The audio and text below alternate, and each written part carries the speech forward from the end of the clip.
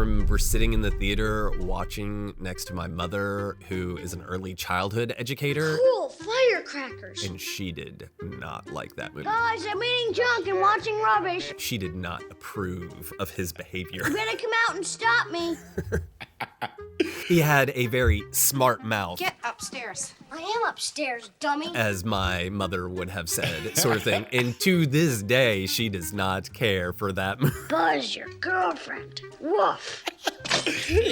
Oh, that's such a great But honest my response. sister and I have seen it 5,000 times. I bet.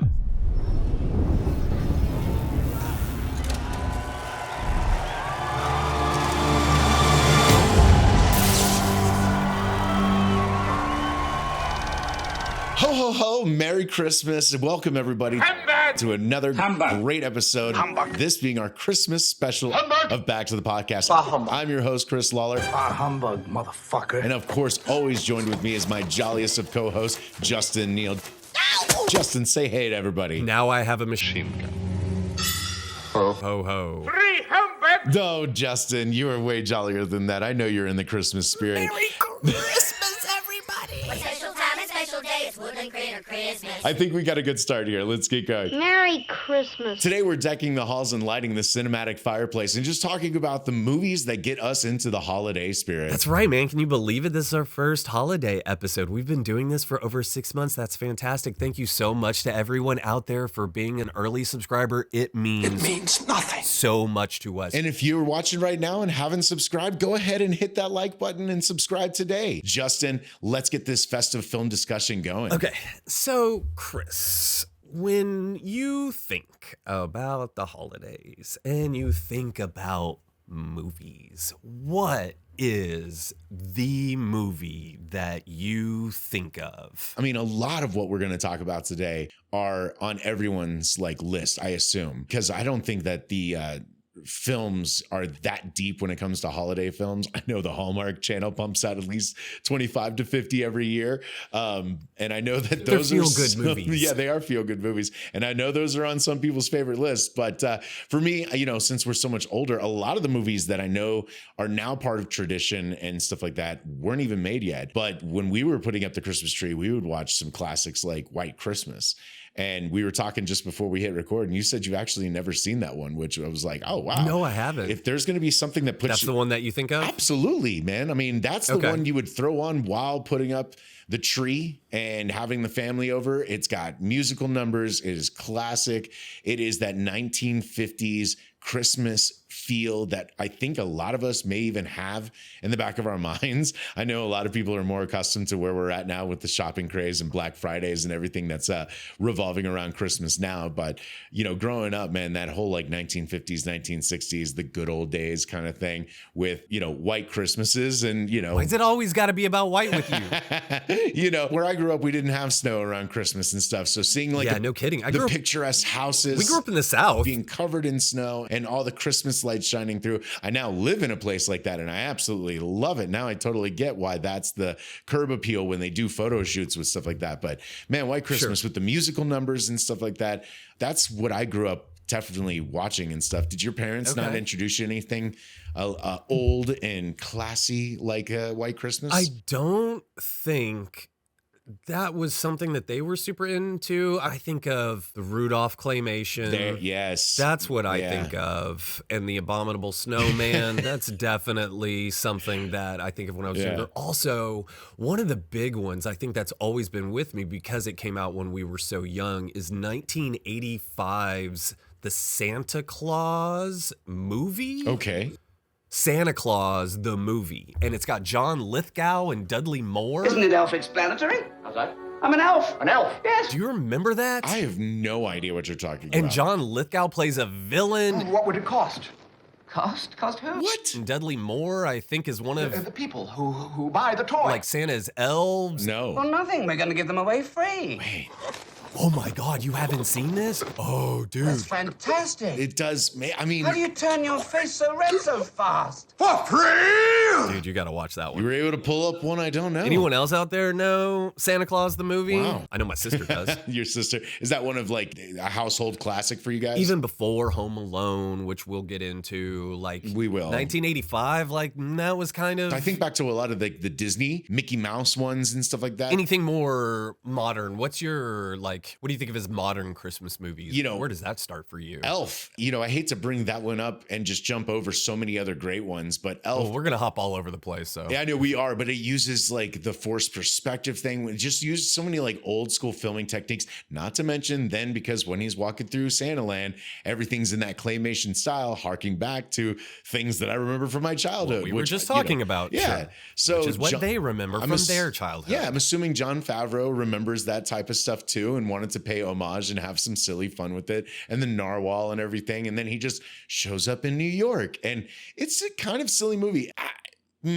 It's grown on me over the years. It's like, I know my wife, the first time I showed it to her, I don't like this. I don't want to watch a Will Ferrell movie is exactly what she said. And then we like watched it and she was like, it was fine. And now it's like, no, it's a staple. We watch it every year. You sit on a throne of lies. You smell like beef and cheese. You don't smell like Santa. It's got great moments like that. Will Ferrell was in 8 movies a year for like 4 years there. That's what it felt like, right? In the mid 2000s. And he was seriously in every fucking comedy. And after a while, it was just oversaturation. And that kind of came out when I felt oversaturated with Will Ferrell. I hear you. And actually, I think it was when I realized that Favreau directed it. Favreau, exactly. I think that's when I actually put it on and gave it its fair shot. Yeah. And just sort of ignored Will Ferrell. When I watch that movie, I still think that because I'm watching like what was Favreau thinking behind the camera, and that's what I can appreciate because there's a lot of. I love Bob Newhart. Buddy,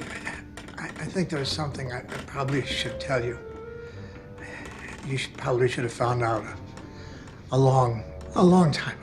Bob Newhart being the dad in there is the cherry on top for me. I love Bob Newhart. Grew up on Bob. I think Elf is a solid choice. My wife loves it. I know so many people do. That's one of those that is across the board is super popular. Another one that we do watch every year that I have mixed feelings about, but is super, super, super popular is Love Actually. Here's an important message from your Uncle Bill. What? Don't buy drugs. I've never seen it. Really? Yeah. Become a pop star and they give you them for free. It was done by Richard Curtis, who did Notting Hill and 4 Weddings and a Funeral, did those kind of British rom-coms, and this kind of falls into that category. Okay. The cast is insane.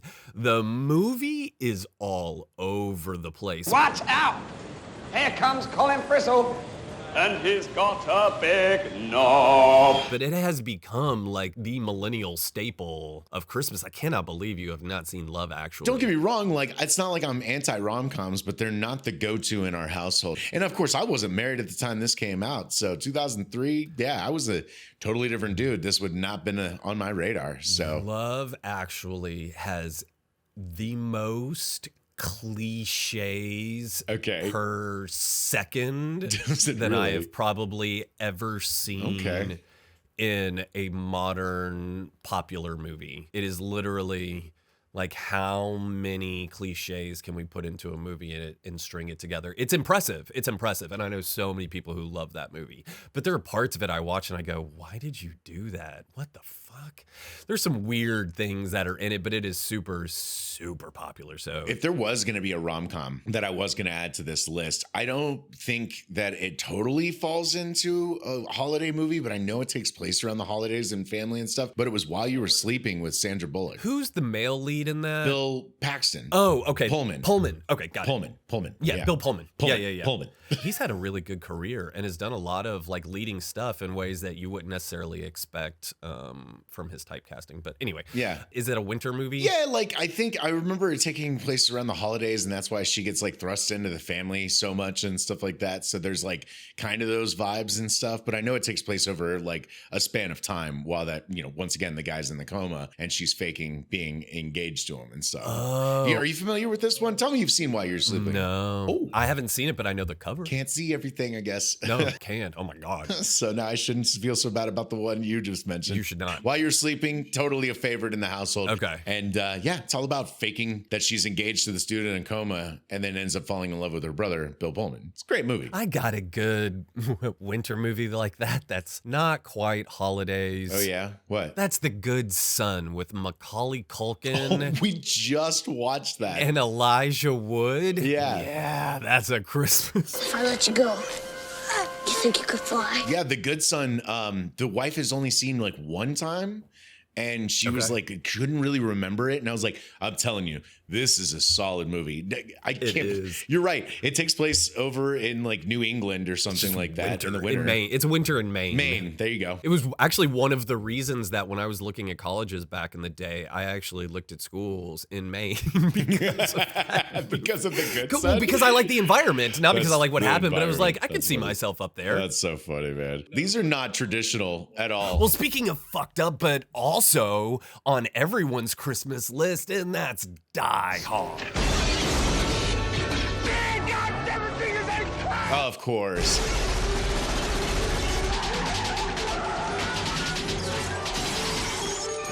Welcome to the party, pal. Right? Gonna need some more FBI guys, I guess. One of my favorite questions is, Do you really think you have a chance against us, Mr. Cowboy? what is your favorite Christmas movie? Merry Christmas. And why is it Die Hard? You know, even though Hey, motherfucker. we always forget about it, Die Hard 2, also a Christmas movie. So you get to watch the first one and the second one. Some of us don't forget. Oh, why are you shaking your head? That second one is... We've talked about this before. Look, I like William Sadler. It's fun, man. But man, Oh, no. We made Justin upset. We got to turn that frown upside down. you know what turns it upside or turns it back up, right? Whatever. Die Hard with a vengeance, because they came back around for the third one. They got John McTiernan back, and it kicks ass. It does kick ass. But Die Hard is great. That's one of those that Die Hard 2 still... it's an adult Christmas movie. Still fun. The other action movie that's very Christmas themed that just doesn't get enough love is Lethal Weapon. Oh yeah, Lethal Weapon, totally. God hates me, that's what it is. Hate him back, it works for me. A little bit of that's funny. So those are like some of the typical ones that obviously a lot of people probably have on their list that put them in the mood. But what else maybe outside the box? Like also, although The Good Son was pretty outside the box The there. Good Son was my one outside of the box. But I mean, do you like, does anything like just kind of like conjure it up? Like I could even see like it's how probably the one that secretly means the most to me because it's a bit of a guilty pleasure, I guess. Maybe Okay. not so much at this point, but it was for a long time. In the Christmas of 2000. Yes, get to it. I went to go see, it was Christmas Eve, and my first proper girlfriend and I, it was our first date, and we went and saw The Family Man with Okay. Nick Cage Yeah. and Taya Leone. Do Yeah. you remember that? Yes, I do. Guilty pleasure of mine. It was kind of a surprise Christmas Eve date. It was my first date with the first proper girlfriend, and so that one always has like okay. special place in my heart, The Family Man. And most people, I mean, at that point, Nick Cage was kind of dismissed at that point, and Yeah. so a lot of people didn't really get into it. This was like a comeback movie for him. It was trying to be, along with like The Weatherman came out around the same time. That's another Right. winter movie directed Yeah. by Gore Verbinski. It's offbeat, very offbeat. Very offbeat, But yeah. The Family Man is probably a little more that's like on the nose, Christmassy, that's supposed to like conjure up gooey feelings. It's almost like a play on It's a Wonderful Life anyway. Well, it's a play on A Christmas Carol where you are shown a little what bit of that, could yeah. have been, and that's essentially what it was. And you've got Don Cheadle who just shows up. Well, you're working on a new deal now, baby. Don Cheadle's amazing. You know, he gives them a chance to see what would have happened instead of becoming like a New York money crazed. Yeah. You know, what if he had stayed with the girl and actually had 2 kids and had a life, and he wouldn't have had as much money, but he grows into it. That's probably the one for me, the one that probably means the most when I look back really is probably The Family Man with Nick Cage, which I never thought I would say, but looking back, that's for some reason that one stuck. I hear you. In my heart the most. What about you? Has there? I don't know. Some people would call the movie I'm about to mention a little more heart-wrenching as well, too. But it's definitely not a Christmas movie. But it's epic in scale. We have the time usually around Christmas to watch it, and that is Titanic, the Lord of the Rings. What? No. Of course, man, doing the Tolkien 12. The Tolkien 12, yeah. And watching the entire series. What we like to do is we watch each segment like every night leading up through Christmas break and stuff like that. I gotcha. That way it's almost like a mini series. That's cool. That we're watching rather than just like sitting there. Well, you get 6 episodes. Yeah, so that one's definitely like, I don't know why that one is such a big hit in our household. That came out before I even knew my wife. So let's see, what else about Christmas? What kind of Christmas movies? I mean, if Scrooged isn't on your list, like it's on my list. Yeah, Bill Murray. That's a classic. I know a lot of people love Scrooge, so it's not like this is coming out of left field, some hidden gem. Like this is one of those big time movies. And it's the first one that he did since Ghostbusters. So Bill Murray took like a hiatus, and this was his first film back after the fame of Ghostbusters. And he helped rewrite the script and everything as well. Oh, well, that's news to me. Nice. This movie is I didn't know that. Much quintessentially Bill Murray, almost at his best. I know a lot. He's got so many other great movies and stuff, but this character really felt like he was embodying it in a different kind of way. It's been a while. I need to rewatch that one, especially knowing that this was kind of his big return after the fervor of Ghostbusters. And it's such an 80s movie too, like the dark moments when he goes into the future and then when he opens up the death screaming inside of I'm his. I'm gonna watch that tonight. Man, you're gonna have to, man. Scrooged is it's definitely up there. How long has it been since you watched that? You don't watch that every year? No, it's probably shame. Yeah, it's been a while. Well, then I'm glad that we brought it up. I know it was on your list, but it sounds like no, it was definitely something to talk about. And I think of the Harry Potter series. I know it's not directly Christmas related, but each book is, a full school year, and part of a school year is Christmas.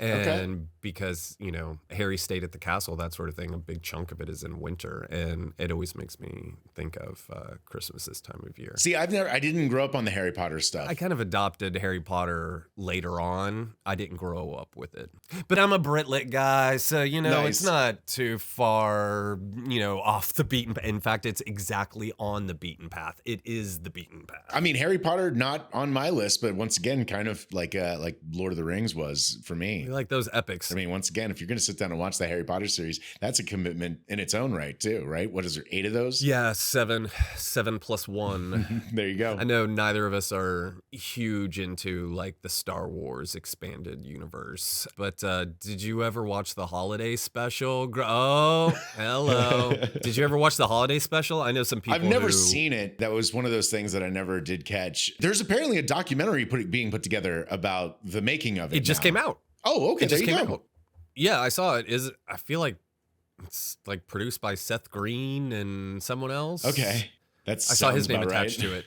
But it used to be really hard to find because like it was so bad that, they like buried it. Yeah, Lucas burn all the copies. Yeah. And so it was actually legit really hard to find for a long time, like, a bootleg version until, recently now everything's online. Speaking of Christmas specials, did you happen to see the Guardians of the Galaxy one that came out like a year ago? I was just thinking about that. I didn't watch it. Should I? It was actually more fun than it should have been, right? Like I saw the third one. I thought it was going to be a little like cheeky and kind of like just dumb. Super fun. Okay. Worth the watch. I mean, what is it, like 15 minutes long or something like that? It's super short. Oh, it's just a short. Got it. Okay. Yeah, it's an easy watch. I saw it, but I just didn't watch it. I won't ruin it since you don't know much about it. There is a pleasant surprise within it. So you should go and check that out. Well, and we got to talk about the big one, which is in 1990. Who is it? An unlikely movie. It's me, Snakes. I got the stuff. About a little boy That a fact. left behind Bad AC ain't in charge no more. for the holidays Tell you what I'm gonna give you, Snakes. to be burgled I'm gonna give you to the count of 10 by 2 grown to men. get your ugly, yellow, no good keister off my property Became the highest grossing comedy of all time. before I pump your guts full of lead. Home Alone is probably like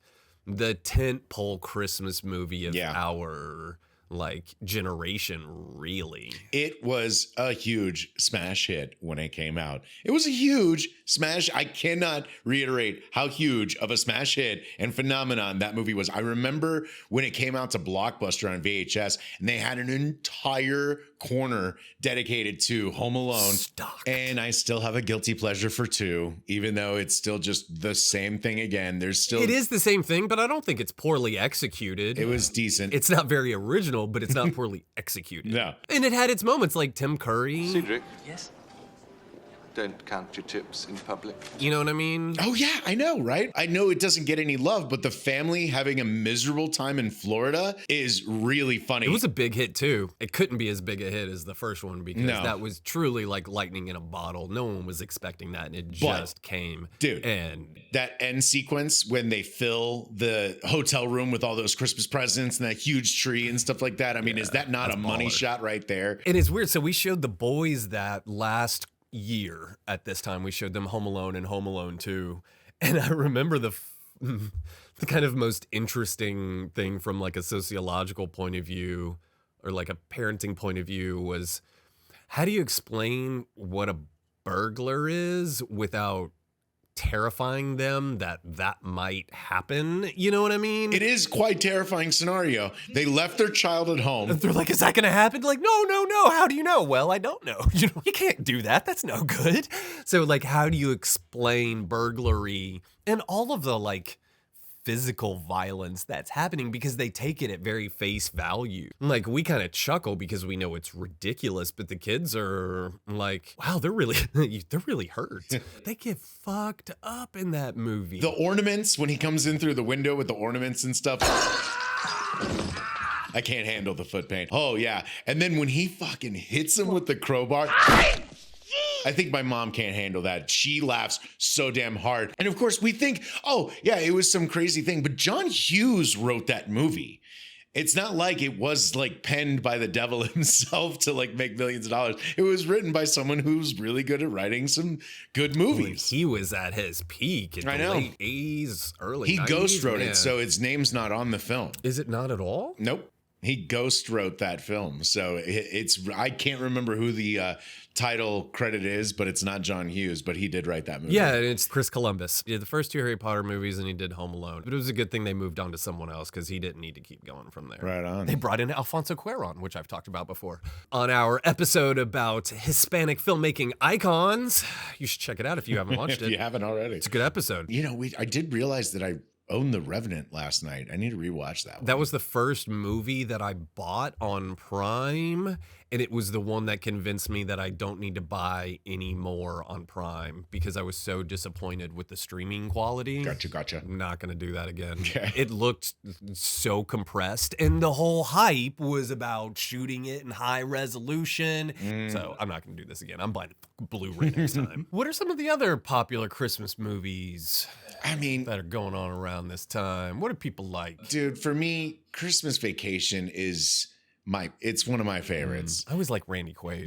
Randy Quaid is good in that. There's nothing funnier than that movie for me. I mean, I know we just gushed about Scrooge and so many other great ones, but when it comes to like Christmas Vacation sums it up. Nobody's leaving. With family invading. Nobody's walking out on this fun old-fashioned family Christmas. No, we're all in this together. And, trying to have the perfect Christmas. This is a full-blown 4-alarm holiday emergency here. There's no such thing. And of course, his meltdown. We're going to press on, and we're going to have the happiest Christmas since Bing Crosby tap danced with Danny fucking Kaye. Halfway through the movie is iconic. He's going to find the jolliest bunch of assholes this side of the nut house. Yeah. And I don't know. I really enjoy that one, man. A Christmas Vacation for sure. It's considered a classic. That was probably one that my dad liked. You know what I mean? Like, it's super boomer. Is that not yours? I do like it. Okay. I like Randy Quaid better than Chevy Chase. I've never been a huge Chevy Chase fan. Really? Yeah. Really? And I wasn't off put by Chevy Chase. He just didn't, I wasn't drawn to Chevy Chase. So that one's definitely one that came on every year, like on TBS. So every year I watched it, but it was never one of my favorites. Oh, really? Now that was popular. A staple in the house that we would watch like on Christmas after unwrapping all of our presents and stuff like that. Yeah. It was like the thing that we all like calmed down and just sat down and like checked out. Christmas Vacation is probably one of the tent poles of the holiday season. And with that, I think we should wrap it up. Obviously, there are so many more that we could have shared and stuff, but these are the ones that get us into the holiday spirit. I hope you guys are going to have a great Christmas and are sitting down around the TV to enjoy your holiday favorites as well. Take a moment, drop into the comments, let us know what are the movies that get you into the holiday spirit. And of course, if you haven't subscribed, now's the time. We will be taking a few weeks off over the holiday season and stuff. We will be back early January, so keep it tuned for that. You can put up notifications. We'll still be dropping a few shorts, maybe even a couple of short films of Justin's. We've been talking about that. He's got some stuff that he's been making behind the scenes that we would love to share with the public as well. Thank you so much for sitting down with me for the last 6 months and doing this show. It has been a blast. I know that we were having fun. I hope you guys are having fun as well. Justin, you got anything else you want to give to the peoples watching at home? Everyone be safe, love the people around you, and watch good movies.